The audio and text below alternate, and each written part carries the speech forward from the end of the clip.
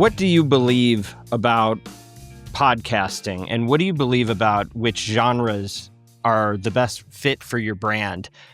Are there genres that you stay away from or overlook because it's not the usual suspects like Joe Rogan or Call Her Daddy or comedy? Um, One of the things that we figured out when we released Orbit a few weeks ago, and just as a friendly reminder, Orbit is the Oxford Road benchmark intelligence tool. What we did was we looked at $1.6 billion of advertiser data to see what shows performed on aggregate in what ways. And then we had our data analysts go through all the numbers and try to figure out what are the patterns that we're seeing from this? What can we learn? One of the things that we discovered was that faith-based podcasts are often undervalued because our belief is that there's a very close relationship and high trust that audiences have with faith-based programs, but advertisers a lot of times skip it. Why do they do that? We can speculate, but there may be an opportunity here that you haven't considered. What we're doing today on the Media Roundtable is we're meeting with one of the top, most successful shows, two hosts that started a show a couple years ago that is faith-based and has really taken the world by storm. And we're going to talk a little bit about their show, and I hope that it's a good use case for all of the people in the industry about a genre that may be overlooked and maybe a show that can be overlooked sometimes because of the potential that it has for brands. Welcome to the Media Roundtable. I'm Dan Granger, and today I am joined by two new friends, Halili and Arielle Reitsma, who are the co-hosts of the hit show Girls Gone Bible. Welcome to the show. Thanks so much for making time today. Thanks, Dan. Thank you for having us, Dan. So you've only had this show about 2 years, as I understand it, and you're already creeping up on, you're going to be at 1 million YouTube followers, as I understand it, pretty soon. It sounds like you just completed a 50-city tour and have a best-selling devotional book called Out of the Wilderness. Sounds like you've really had a meteoric rise in a short space of time. If you don't mind, I just want to get started by understanding a little bit about both of your backgrounds and how the show came to be. Yeah. Well, thank you so much for saying that. I'm Angela, and I am from the East Coast, and then I moved to LA when I was 18 years old. I was pursuing acting. Never in a million years did I think I would do podcasting. I certainly never thought that I'd have a Bible podcast. So I started following Jesus when I was about 23, and I went on a really long journey of healing mental health. I got sober, and I just had an experience with God that just absolutely changed and transformed my life. And I won't tell Ari's side, but basically I then meet Ari, and Ari is in, actually, Ari, go ahead. You continue your part and then we'll tell the rest. Okay. About how we met. Well, hi, I'm Ari. I have a similar story. I'm from Massachusetts, and I moved to LA when I was 18, had big dreams. Went through a lot of struggle growing up, a lot of anxiety, depression, just really living of the world. I met Jesus 2.5 years ago. He completely saved my life. He got me out of the darkness into the light, transformed my life. I then met my best friend, Angela, when I had first got saved. And we just went on this journey together. She discipled me. She spoon-fed me the Bible. We went on this journey of just following Jesus, helping girls around us in LA. And then we both kind of came together and said, we need to help the world. We need to tell people what Jesus has done for us. And so, but we didn't really know what we were doing. We went into a podcast studio one day and just kind of got really vulnerable and told our stories. And take it away, Ange. Yeah, Dan, we were so unaware of podcasts that we thought we were going to film a YouTube video. And so we go into this podcast studio, and the producer is like, we finish talking. We finished the episode, and I'm like, yeah, we're going to start a YouTube channel. And the producer looks at us and goes, I don't think you understand what you have here. This is going to be insane.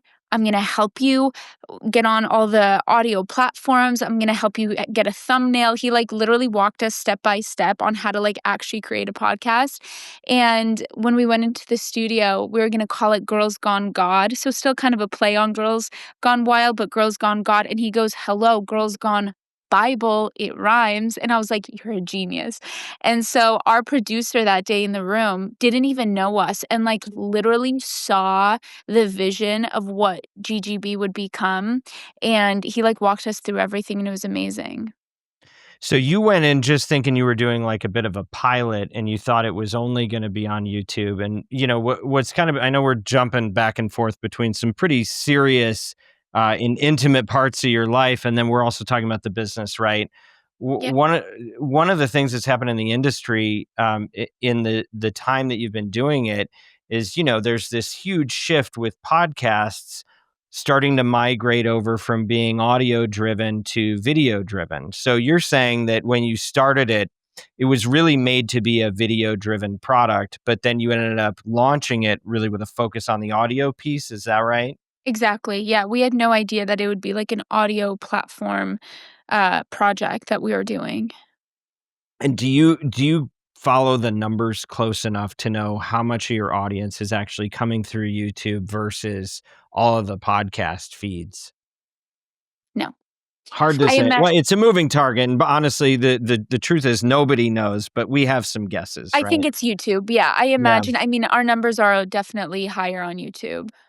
Yeah. Well, one of the big things that I think has made YouTube a really important force is that it's so much easier to share information on YouTube. It's so much easier to share content. You can clip it, you can push it out and distribute it and find people in ways that are a lot harder with the audio feeds never really figured it out. So in a way, what we started with podcasts that were really about conversation or, theater of the mind, the video component has started to take over as a really significant driver. And it sounds like the timing worked out in such a way that right as you were starting to launch this thing, podcasting was coming into its own. And it sounds like that was maybe part of what was able to help this thing take off. So how did you get the word out about it? How did you promote it? So basically, this is what happened. So we went into the studio before we before we filmed the episode that would be our first episode of GGB Ever Out There. We actually went in a first time to a studio, filmed an episode that we were like, that was a mess. We don't know what we're doing. But I took some clips out of that episode, cut them up myself, literally on CapCut, posted them to TikTok, and they started blowing up, going viral, and everyone was asking, where is this podcast from? Like, what is this podcast? So Arya and I were like, okay, we have to actually film this thing and put it out. So we had a little bit of traction already before ever releasing an episode where people kind of maybe knew our faces and knew who we were, these two girls talking about Jesus. And then we created the Instagram, released an episode, and then we started posting clips. So clips were everything. We posted maybe like the fourth clip that we posted just hit like a really good part of the internet and just got like 20 million views. And from that one clip that kind of went viral, the rest of, the numbers, we just didn't even know what was happening. All of a sudden, it was just like thousands upon thousands. And we were like, this is absolutely It was wild. like minutes. I remember so vividly looking at our Instagram when we first started it and seeing the numbers like skyrocket to thousands in minutes. Because I had been in social media before and I was like, what is happening? So we just looked at each other and we're like, well, here we go. Buckle up. Well, do you feel like it was something specific? Was it a topic that you were on, or was it just the show itself? And were people just really fascinated to see the concept? Yeah, truthfully, the crux and the core of GGB is, first of all, Jesus. Second of all, like deep vulnerability.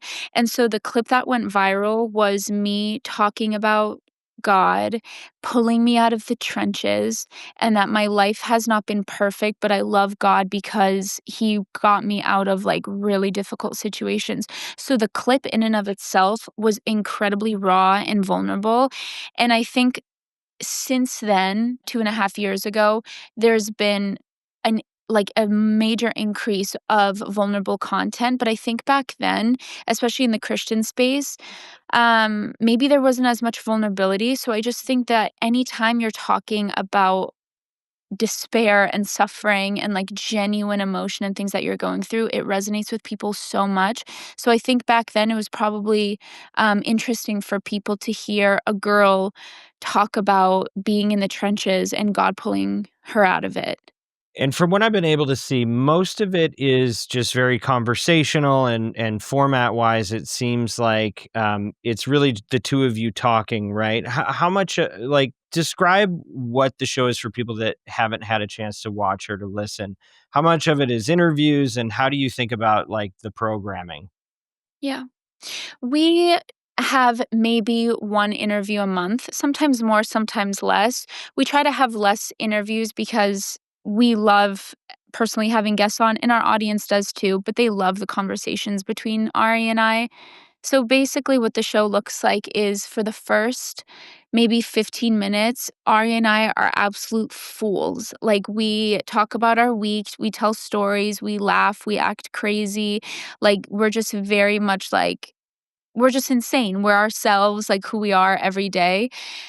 And then we kind of get into the crux of the episode, and it's usually topical, or we pick one Bible story or like passage of scripture that we read, and then we just talk about what we've read. We teach on the Bible, we preach from our hearts, and yeah, and then we basically tell stories and just walk people through the lessons, um, around the scripture that we've read that day, and, preach spiritually to them and kind of guide people through where we are in our lives, the things that we've learned, and show them how to practically apply the things that we're teaching.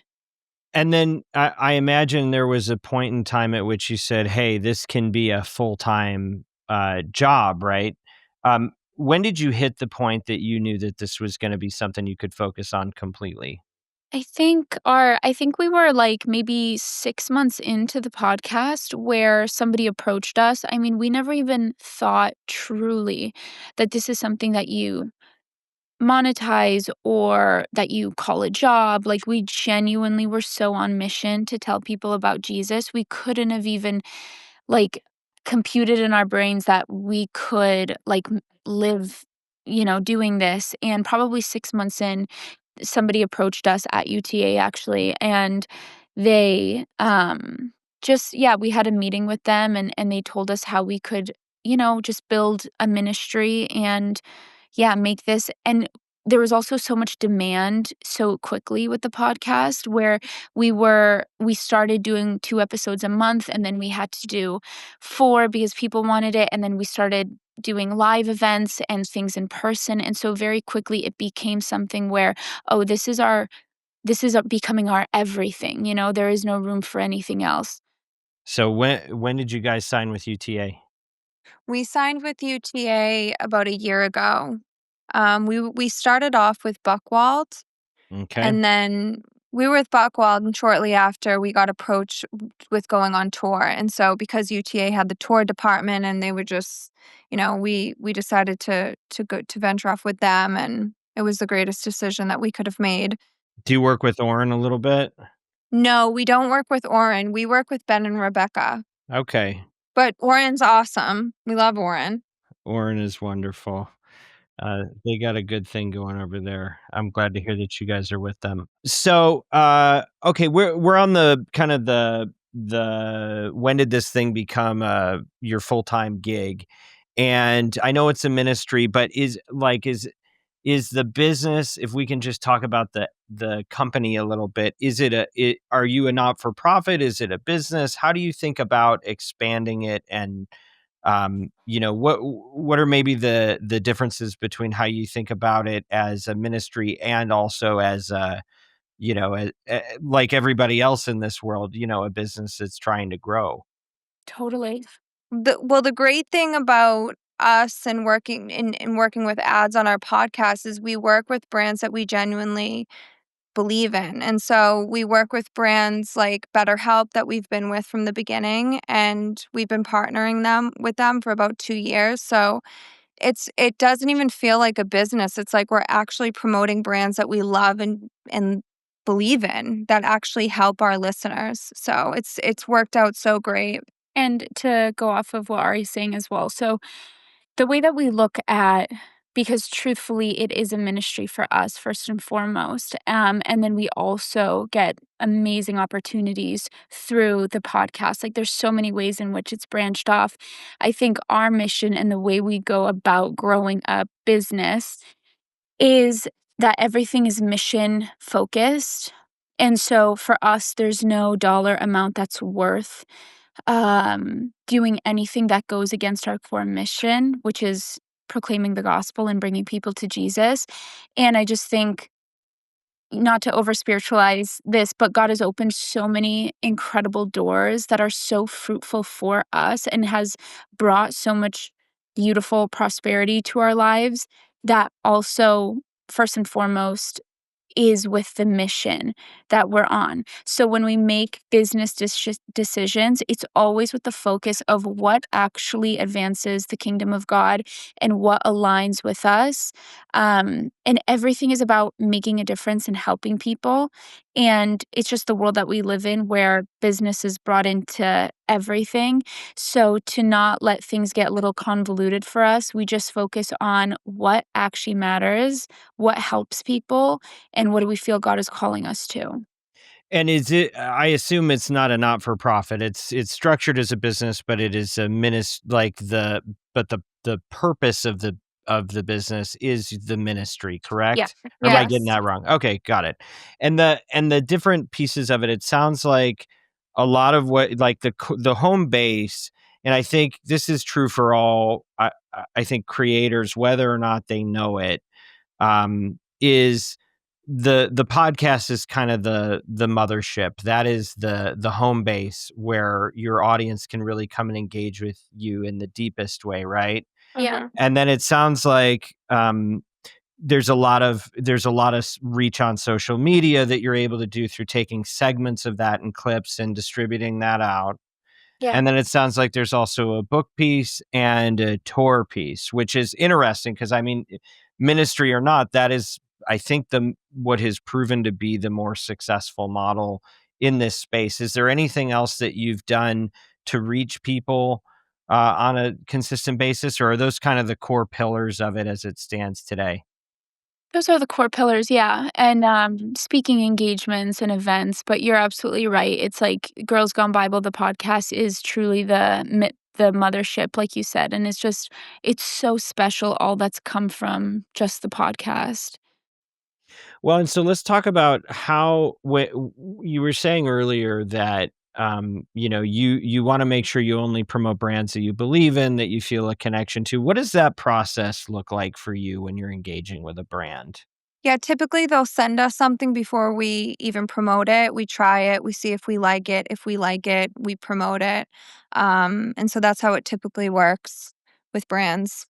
Yeah, and we're really, we are obsessed with really loving the things that we promote because our audience trusts us so much, and we've been floored with how engaged our audience actually is with the brands and the products we promote, and so I think that creates an even more sense of urgency for us to be like, okay, we've gotta love this because they're purchasing, they're buying, they're using the codes. It's, like, amazing. And it's so cool because we have such a it's like we're a family and we have so many women that follow us. So we love fashion and beauty. And so it's been so cool to be able to collab with all these brands and share it with our people, you know?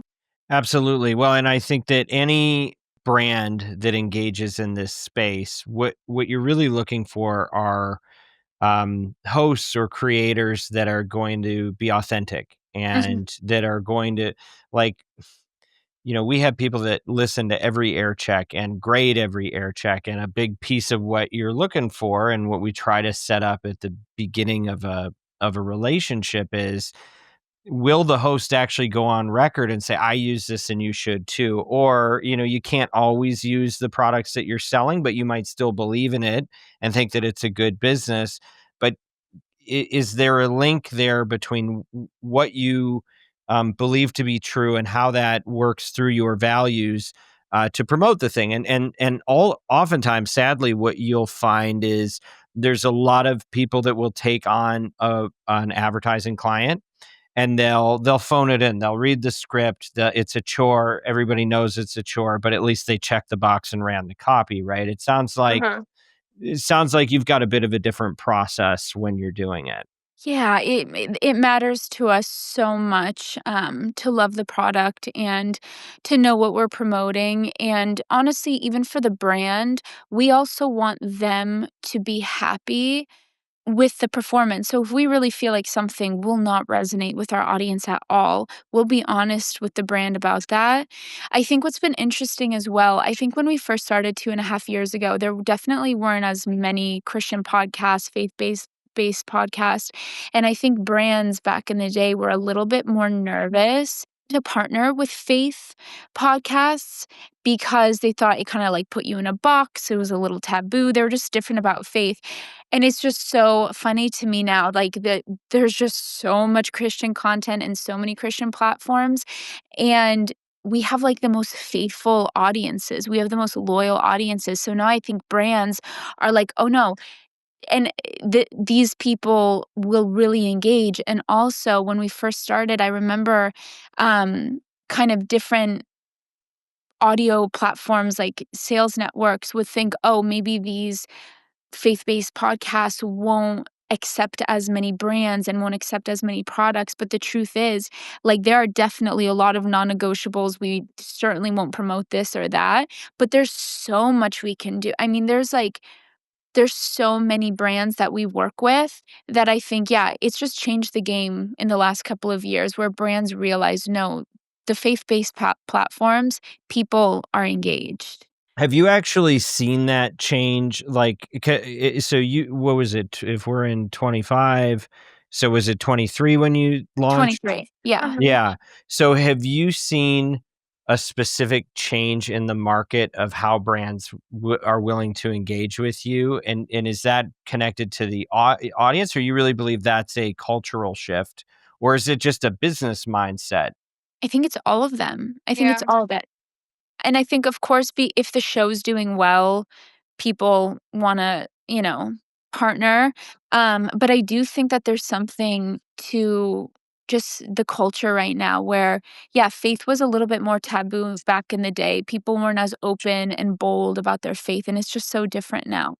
And I think where brands used to have to be fearful and careful, they're a lot less, what's the word I'm looking for? They're just a lot less That afraid to engage. Yeah, well, and I think we've seen that, I've worked with personality endorsements for 20 years now. I'm getting old. And there's always been there's always been concerns. And like, I worked in radio and terrestrial radio, right? And basically everything was permissible because you had the FCC, and you had certain rules and standards. But then when it came to like AM radio, there would be do not buy lists, and it would basically be the conservative national hosts, and then it'd be like, and Howard Stern, and don't buy those. And they Mhm. had really, a lot of times there were simple and arbitrary rules sometimes.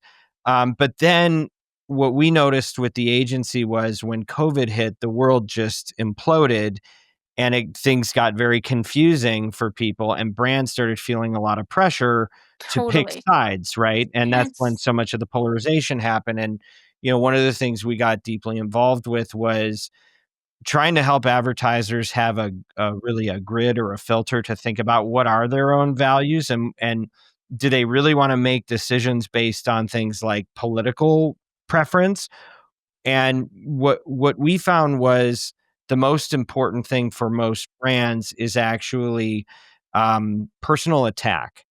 because when an advertiser gets stuck in the culture wars, we don't have to go too deep into this, but a brand that is sponsoring a show, if the host of that show is attacking other people in their show, guess what? There's going to be a counterattack, and the brand's going to get hit in the crossfire.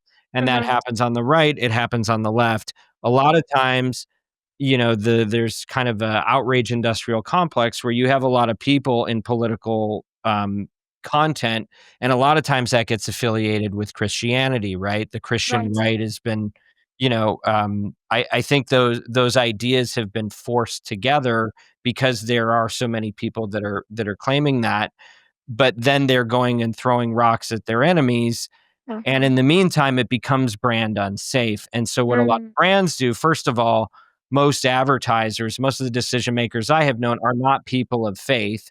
So they're not necessarily looking at it like, oh, I want to move toward that because I have a preference. And Right. then when they look at their business, they go, do I want to take on that risk? Because to a lot of them, if you're affiliated with something that is faith-based, that means you're also by default, you're affiliating with a political party as well, or something that is Yeah. controversial. But I have also seen, I think part of it is the election. I think that, there a lot of the sensitivities went away after Trump won. Mhm.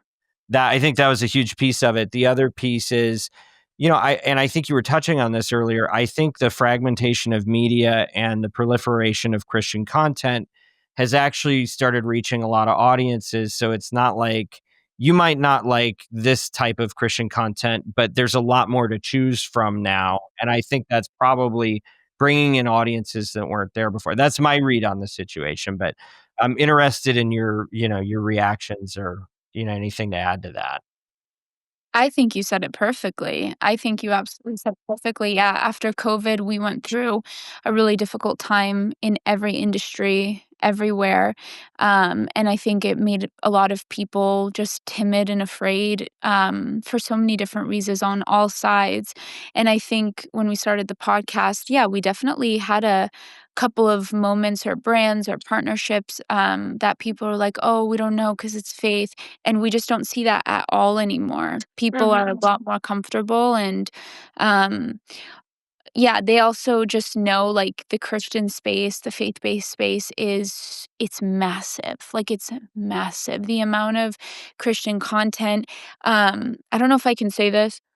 I know, an agency, uh, and they're developing a Christian department for Christian content, which is, like, one of the most wild things it's crazy, and so we have so many peers, and everyone has a Christian podcast, which is amazing, and, yeah, there's just and then these not secular, but I guess mainstream agencies are picking up all these, Christian platforms and podcasts and artists and all these people because they're like, the Christians watch. They care about this content, and yeah, I think there's definitely revival happening all over the country and all over the world, and we're seeing that in entertainment and Christian media.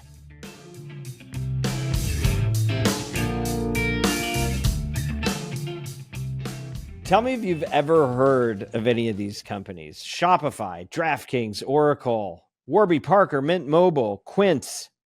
I am proud to say that half of the top 10 advertisers in podcasting choose to work with Oxford Road. We are now the world's largest podcast advertising agency, and we do so much more than that. YouTube, radio, streaming.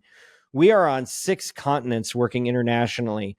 Reach out to us. We'll tell you about Woven, which is probably the world's largest database of show information that's relevant for brands. Orbit, which is $1.6 billion of aggregated performance data used to de-risk every single campaign. Audiolytics, where we can actually measure ad copy and optimize it to maximize performance.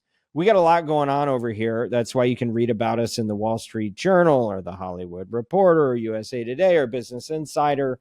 But whatever you need, we try to bring thought leadership that matters to you. Sign up for our newsletter that is called The Influencer. When you go to oxfordroad.com, you can always learn more at the Media Roundtable podcast. We got a lot of interesting content. If you just want to learn about this business, and if you don't care, but you just need somebody to make sure that you're getting outcomes that only we can deliver, go to oxfordroad.com and learn more, and make sure you mention the Media Roundtable, because attribution. That's oxfordroad.com.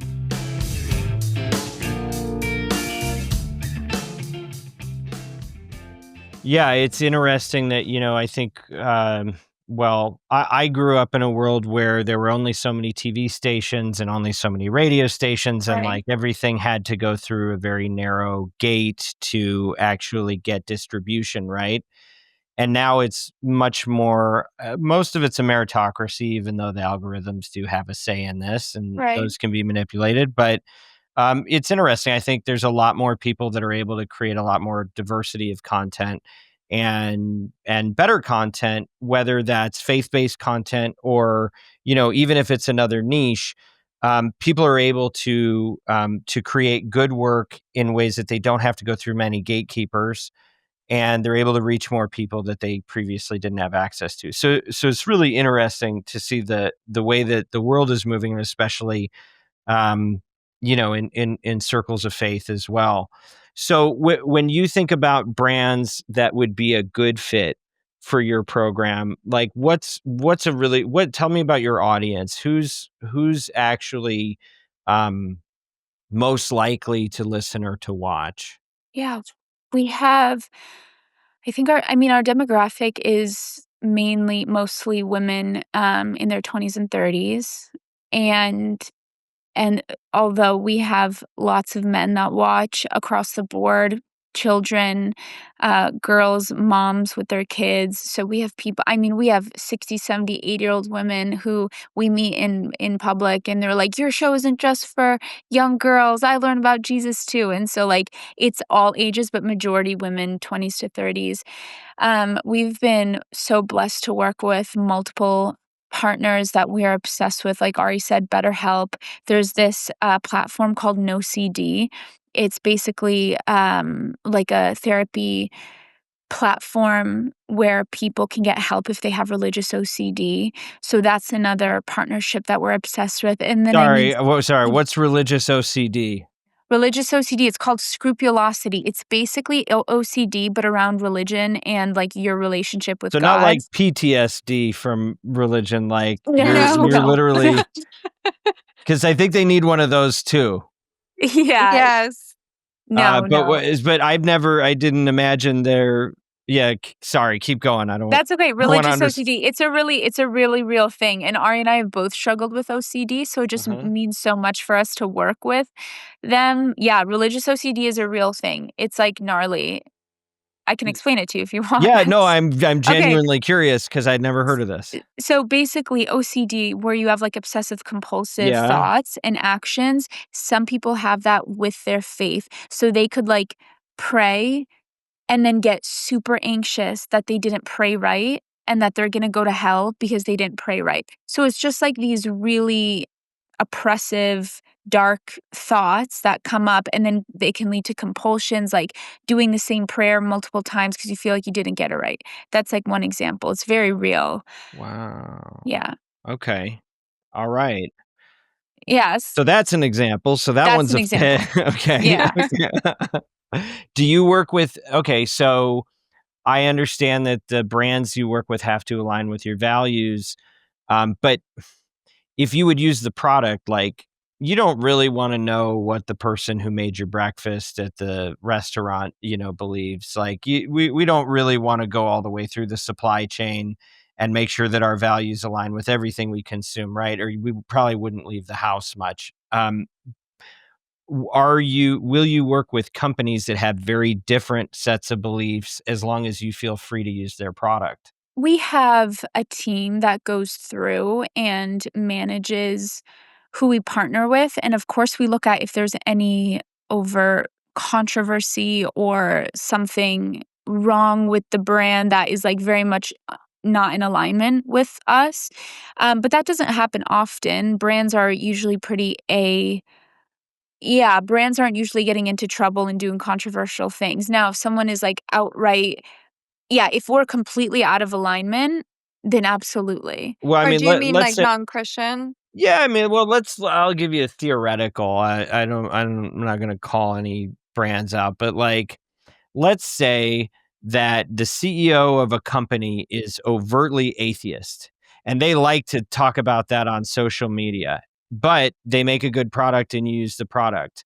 Does that matter? Do you have to have common values with the brand itself, or are you content to say, "Hey, look, we think it's a great shampoo anyway, and we're fine with that as long as we believe in the product that we're promoting"?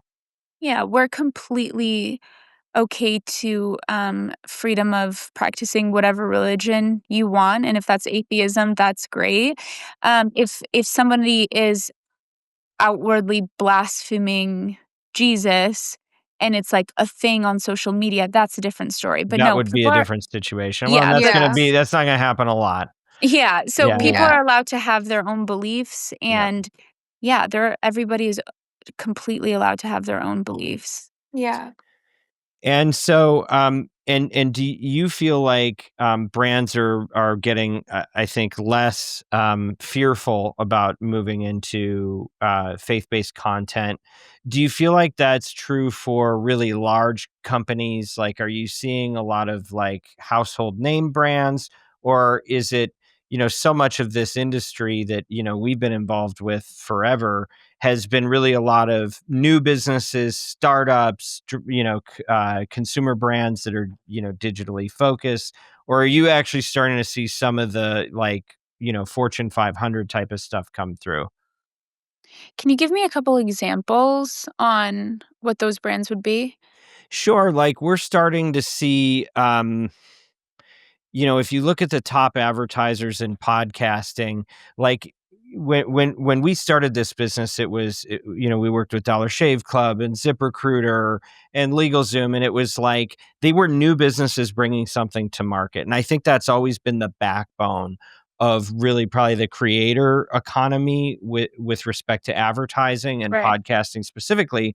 But now we see, Miller Coors comes in, or we see oh gosh, who's Toyota's buying a lot of ads now, like traditional, you know uh large global businesses. Are you seeing those move into faith-based content as well?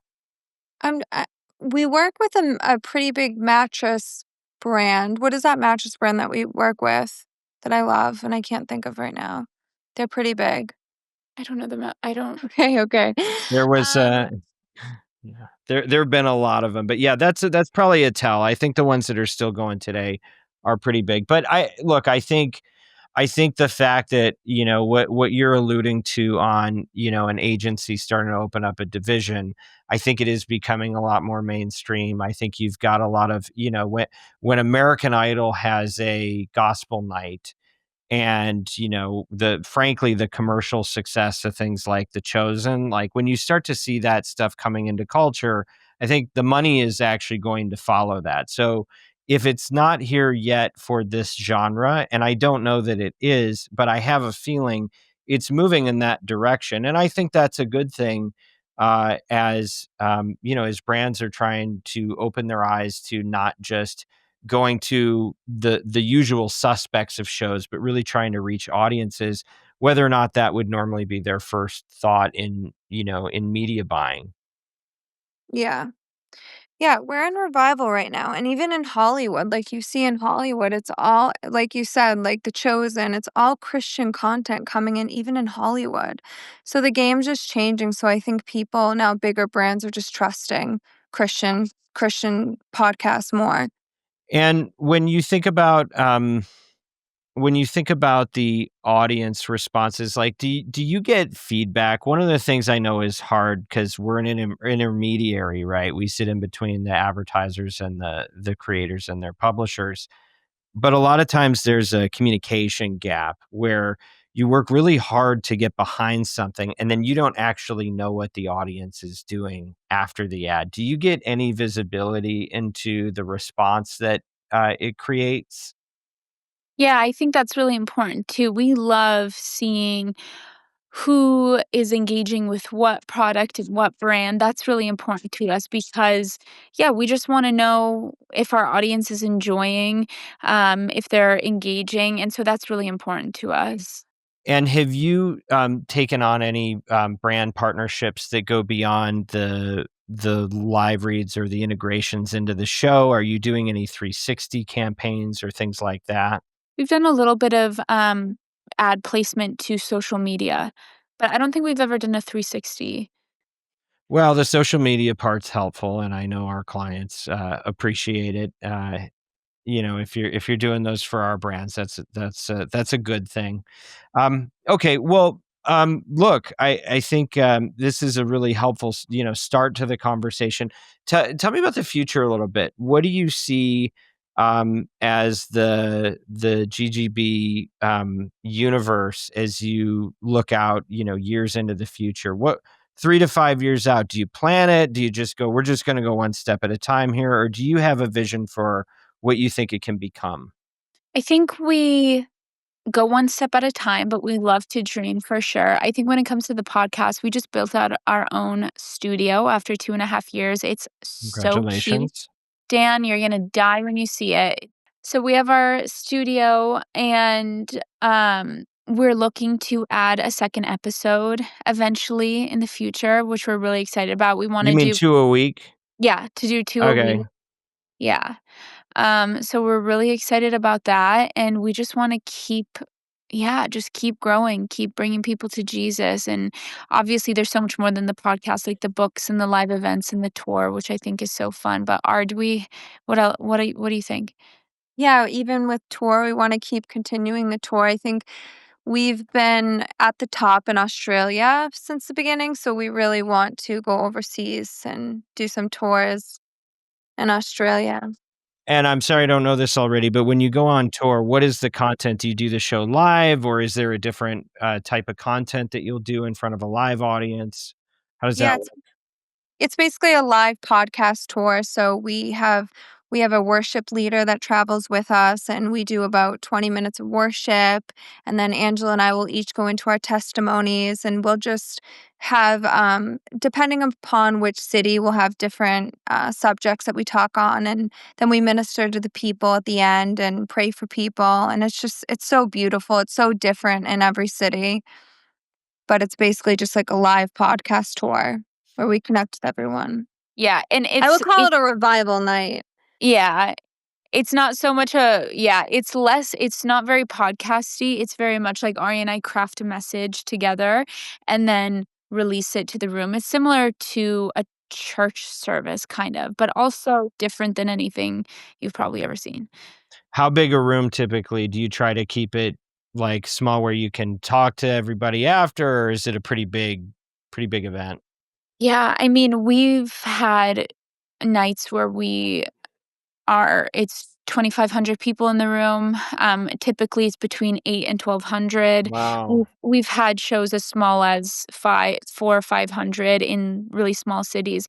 But it's like, Dan, it's truly one of the craziest things I think Ari and I have experienced in all of this is how, like, the theaters fill up and sell out everywhere we go. We've done Wow. 38 so far, and it's just wild that people wanna show up. They wanna get in the room. They wanna be with Jesus, you know?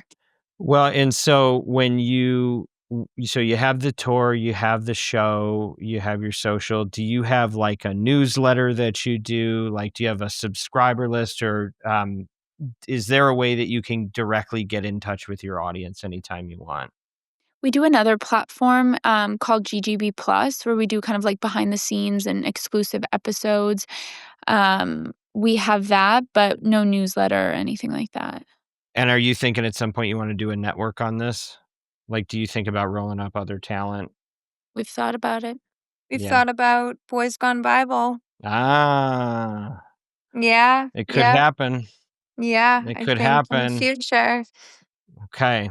All right. Well, you guys are doing some powerful stuff, and I wish you continued success. I think this is a great example of whatever you believe, that there's an opportunity to partner with people who have a real authentic relationship with their audience, and that's something that can be beneficial for the brand, but also maybe less threatening than a lot of people might appreciate. And it seems like you guys have really created an opportunity for brands to experience that in a way that maybe they haven't seen before. So congratulations on all your success. And I hope we can continue the conversation. Wow, thank you, Dan. You're so kind. It was so nice to talk with you today.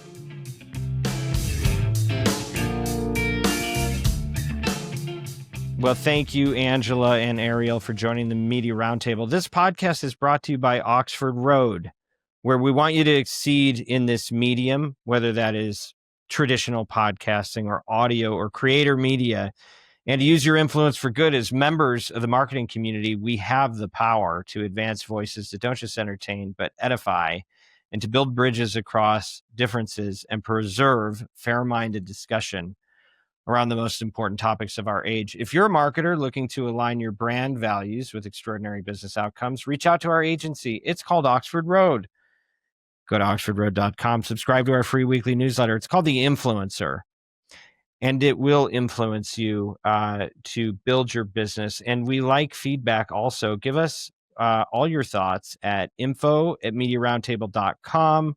Check out our creative focused podcast if you want to learn about how to achieve performance in creative.